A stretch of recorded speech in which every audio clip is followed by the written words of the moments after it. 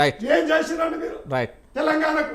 నరసయ్య గౌడ్ గారు చెప్పండి. నరసయ్య గౌడ్ గారు మనం చూస్తున్నాం ఏదైతే కావాలని పాలిటిక్స్ రాజకీయంగానే ఇది ఆరోపిస్తున్నారు తప్ప సిట్ అధికారులకు కావచ్చు ఎవరు కావచ్చు ఇది ఓన్లీ చేసింది అధికారులు కానీ ఇక్కడ బీఆర్ఎస్ నాయకులు కాదు అప్పటి సీఎం కేసీఆర్ కాదు కేటీఆర్ సంబంధం ఎవరికి సంబంధం లేదు దీంట్లో కావాలని ఒక పాలిటిక్స్ రాజకీయమే అదే రాబోయే ఎలక్షన్స్ ఏదైతే లోకల్ బాడీ ఎలక్షన్లో దానికి సంబంధించి మాత్రమే ఇది కావాలనే దుష్ప్రచారం చేస్తుంది అని బీఆర్ఎస్ ఆరోపిస్తుంది దాని మీద ఏమంటారు? ఇప్పుడు కేసీఆర్ పార్టీ చివరికి ఆ 7 సూవల లోపలికి 7 అడుగులు వేసేదాకా ఇవే మాటలు చెప్తారు.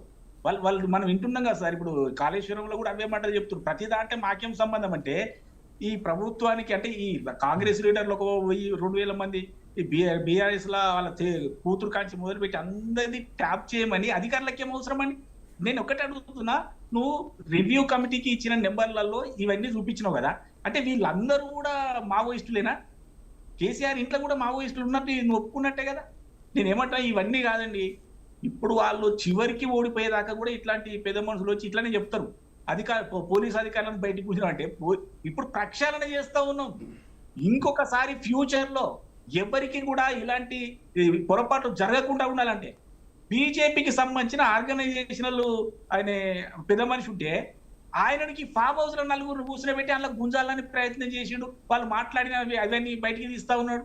ఇప్పుడు దొరుకుతారు. నేనేమంటున్నా 1000 గొడ్లను తిన్న రాబందు కూడా ఒక గాలివానకు పోయినట్టు కేసీఆర్ పార్టీ కేసీఆర్ ఫ్యామిలీ ఖచ్చితంగా ఫోన్ ట్యాపింగ్ కేసులో జైలుకు పోక తప్పదు. రెండవది ఏంటంటే ప్రభాకర్ రావు రాకముందే వేరే పేరు ఏది వజ్రోత్సవాలని పెట్టుకుని అమెరికా పోయి ఏం కౌన్సిలింగ్ ఇచ్చిండో 4 రోజులు పెట్టు చేసిండు ప్రభాకర్ రావు. ఇవాళ ఒక్కొక్కటి చెప్పకనే చెప్తాం, అన్ని బయటకు వస్తా ఉన్నాయి. కాబట్టి ఖచ్చితంగా బాస్ ఎవరనేది అందరికీ తెలుసు. ప్రభుత్వ బాసు కేసీఆరే, పార్టీ బాసు మంత్రి బాసు కేటీఆరే. వీళ్ళ అనుమతి లేకుండా ఏం జరగలే అని వార్తలన్నీ చెప్తూనే ఉన్నారు, అందరూ చెప్తూనే ఉన్నారు. కాబట్టి నేను ఒకటే అంటాను, ఫోన్ ట్యాపింగ్ కేసు చేయడం అనేది కేసీఆర్ పార్టీ కేసీఆర్ కేటీఆర్ జీవితంలో పట్టుకున్నటువంటి దెబ్బ తగ్గుతుంది. కోట్ల రూపాయలు తీసుకున్నది. ఇవన్నీ ఆస్తుల మీద కూడా ఎంక్వైరీ జరుగుతుంది. ఇవన్నీ కూడా